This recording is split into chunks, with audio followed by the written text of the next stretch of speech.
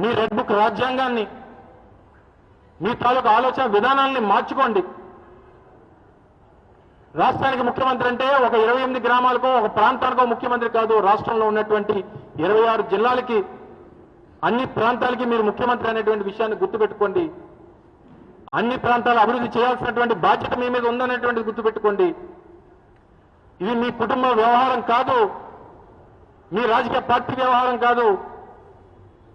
ఈ రాష్ట్రంలో ఉన్నటువంటి 5 కోట్ల మంది ప్రజల తాలూకా భవిష్యత్తు మిమ్మల్ని నమ్మి మీ చేతిలో పెట్టారు. మొన్న ఎన్నికల్లో మీరు మోసం చేస్తారని తెలిసి నమ్మి కూడా మీకు ఓటేశారు.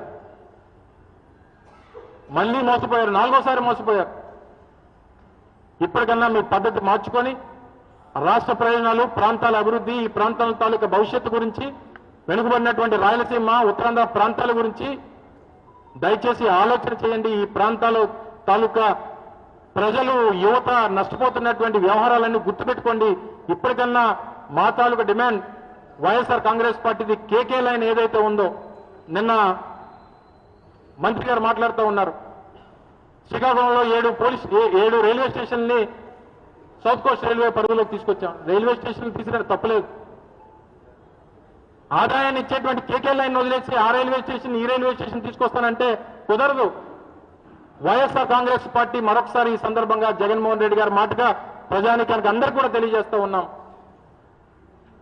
సౌత్ కోస్ట్ రైల్వే జోన్ ఏర్పాటులో భాగంగా వాల్టేర్ డివిజన్ లో ఉన్నటువంటి కేకే లైన్ సాధించుకునేటువంటి దిశగా వైఎస్ఆర్ కాంగ్రెస్ పార్టీ పోరాటం ఉంటది అనేటువంటి విషయాన్ని మరొకసారి మీ ద్వారా తెలియజేసుకుంటూ, గడిచినటువంటి 24 గంటలుగా ఏదైతే కోర్టు తీర్పునిచ్చిన దగ్గర నుంచి రాష్ట్ర వ్యాప్తంగా పెద్ద ఎత్తున పార్టీ, మా నాయకత్వం కానీ మా కార్యకర్తలు గారి చూపించినటువంటి అభిమానానికి హృదయపూర్వకంగా వారికి ధన్యవాదాలు తెలియజేసుకుంటూ, తప్పకుండా మన పోరాటంలో మా అందరూ కలిసే ఉంటాం అనేటువంటి మాట వారు చెప్పినందుకు వారందరికీ కూడా హృదయపూర్వకంగా ధన్యవాదాలు తెలియజేసుకుంటూ, ఇటువంటి పోరాటంలో జగన్మోహన్ రెడ్డి గారి నాయకత్వంలో ఇటువంటి పోరాటం చేసేటువంటి దిశగా నన్ను వెన్నుతట్టి ముందుకు నడిపినటువంటి జగన్మోహన్ రెడ్డి గారికి మరొకసారి హృదయపూర్వకంగా ఈ సందర్భంగా ధన్యవాదాలు.